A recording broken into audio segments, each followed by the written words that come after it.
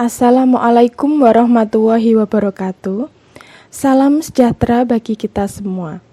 Kembali bersama saya Dahlia yang pada kesempatan ini akan membahas materi tentang kepemimpinan manajemen kantor dalam mata kuliah manajemen perkantoran dan kearsipan. Untuk materi kali ini, kita bagi ke dalam 4 pokok bahasan. Yang pertama, konsep dasar kepemimpinan manajemen kantor.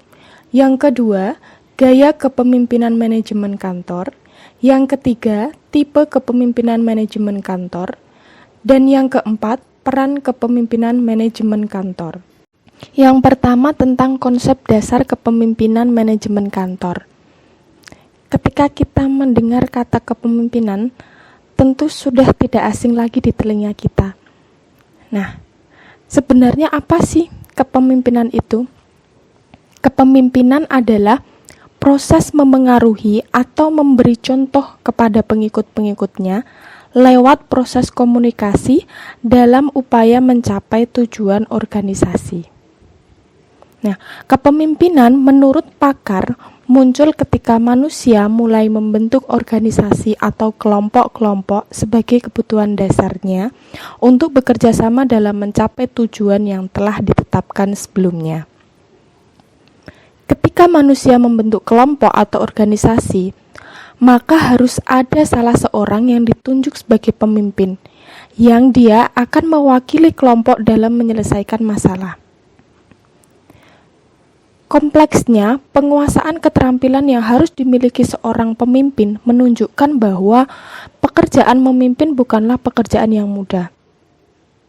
Karena kepemimpinan merupakan salah satu faktor yang sangat berperan penting dalam organisasi. Baik buruknya sebuah organisasi, seringkali sebagian besar tergantung pada faktor pemimpin. Nah, berbagai riset telah membuktikan bahwa faktor pemimpin memegang peranan penting dalam pengembangan organisasi. Faktor pemimpin yang sangat penting adalah karakter dari orang yang menjadi pemimpin tersebut. Bahwa 90% dari semua kegagalan kepemimpinan adalah kegagalan pada karakter. Di lembaga pendidikan, khususnya sekolah, kepala sekolah merupakan top manager yang dituntut untuk mampu melaksanakan perannya dengan baik dalam memotivasi dan juga meningkatkan kinerja personil. Dalam pelaksanaan kerja di kantor, pemimpin berusaha untuk mengadakan pendekatan dan pengarahan kepada pegawai agar bisa melaksanakan tugas dengan sebaik-baiknya. Nah, di sini kepala sekolah sebagai top manager bertugas untuk mendampingi dan mengawasi langsung proses kegiatan yang berlangsung di kantor. Tujuan daripada pengawasan ini adalah memberikan layanan dan juga bantuan untuk mengembangkan situasi kerja yang menyenangkan dan optimal.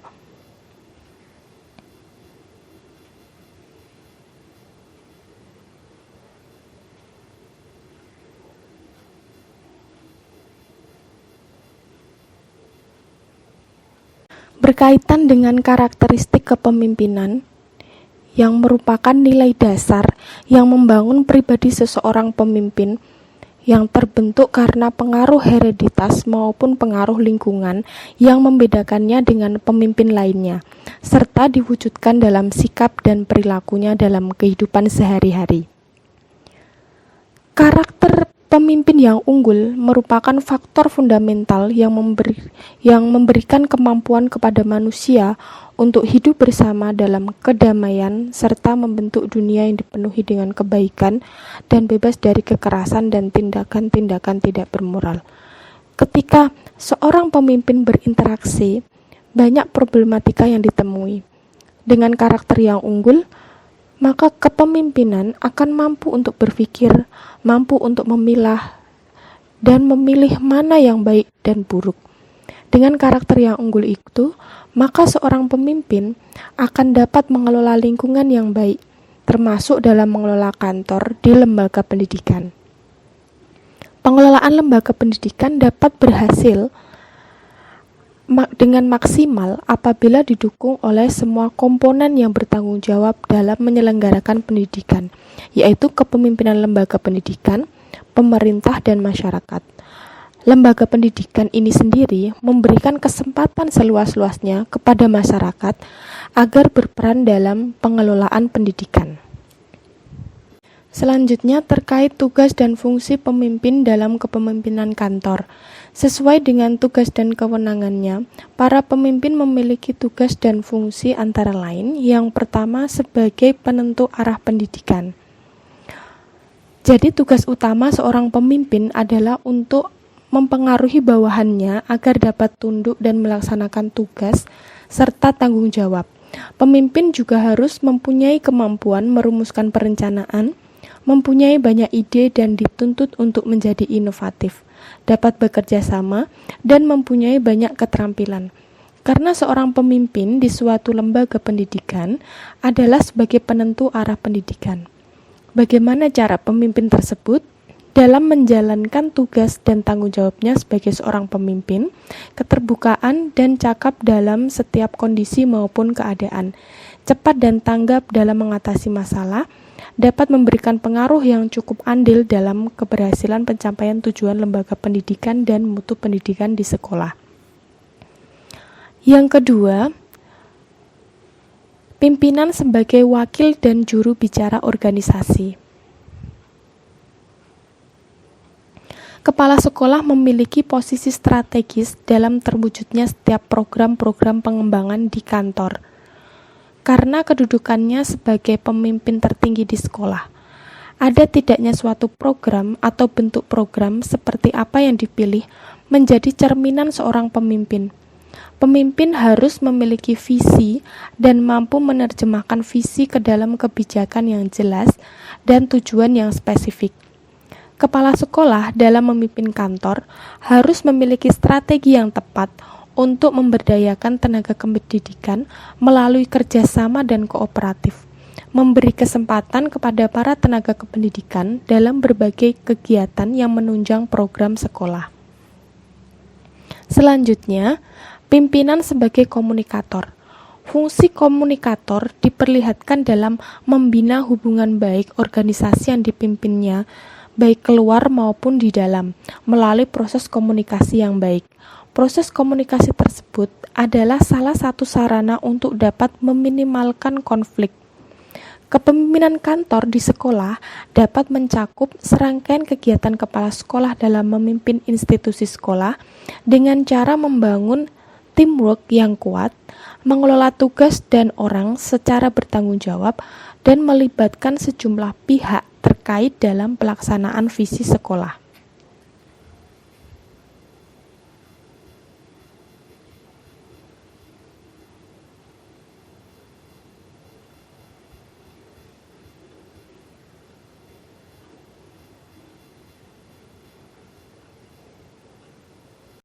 Yang kedua, gaya kepemimpinan manajemen kantor. Ada 3 macam gaya kepemimpinan. Yang pertama, traits model. Traits model merupakan model kepemimpinan menurut sifat. Model ini berdasarkan sifat mengkaji tentang perangai dan kemampuan yang menandai karakteristik yang tidak berhasil. Yang kedua, kontingensi model, yaitu model kepemimpinan menurut teori kontingensi, di mana model kontingensi mengkaji kesesuaian antara perilaku pemimpin dengan karakteristik situasional, terutama tingkat kematangan bawahan. Yang ketiga, perilaku, di mana model berdasarkan perilaku memusatkan perhatian pada tindakan yang dilakukan pemimpin dalam melaksanakan pekerjaan manajerial. Model kepemimpinan berkarakter merupakan model kepemimpinan berdasarkan teori perilaku.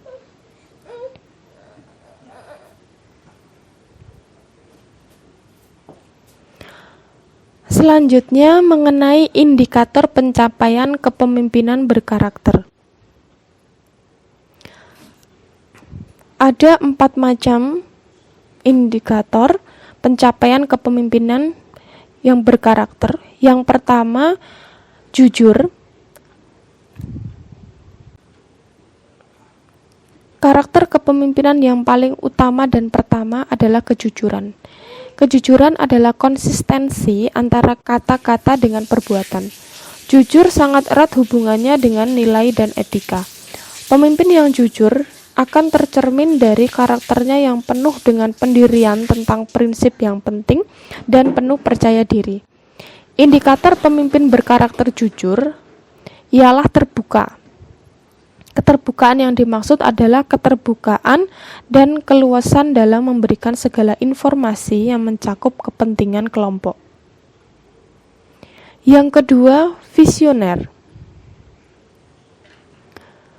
Setiap pemimpin diharapkan mempunyai kemampuan memandang ke depan, yaitu kemampuan pemimpin melihat ke depan untuk menetapkan atau memilih tujuan organisasi. Seorang pemimpin diharapkan mempunyai orientasi yang baik menuju masa depan. Pemimpin harus tahu kemana mereka akan pergi membawa organisasi jika mereka berharap orang lain bersedia bergabung dan menjalankan organisasi. Pemimpin yang selalu memandang sesuatu jauh ke depan atau berpandangan jangka panjang disebut pemimpin yang visioner. Pemimpin visioner selalu berorientasi ke depan, apa yang ingin diwujudkan di masa depan dari realitas yang sedang dihadapi. Pemimpin yang visioner itu penting dalam menentukan hidup matinya lembaga pendidikan. Alasannya adanya perubahan lingkungan yang cenderung sulit diramalkan. Sulitnya membuat ramalan menyebabkan rencana strategis organisasi sering tidak cocok lagi dengan lingkungan yang sudah berubah. Dan rencana strategis organisasi akhirnya digantikan oleh visi organisasi yang lebih fleksibel dalam menghadapi perubahan lingkungan. Karakter seorang pemimpin yang visioner ditandai dengan adanya kemampuan untuk menciptakan, merumuskan, mengkomunikasikan, dan mengimplementasikan pemikiran-pemikiran ideal yang berhasil dari dirinya atau hasil interaksi sosial di antara anggota organisasi dan stakeholder yang ditangani sebagai cita-cita organisasi di masa depan yang harus diraih dan diwujudkan melalui komitmen semua.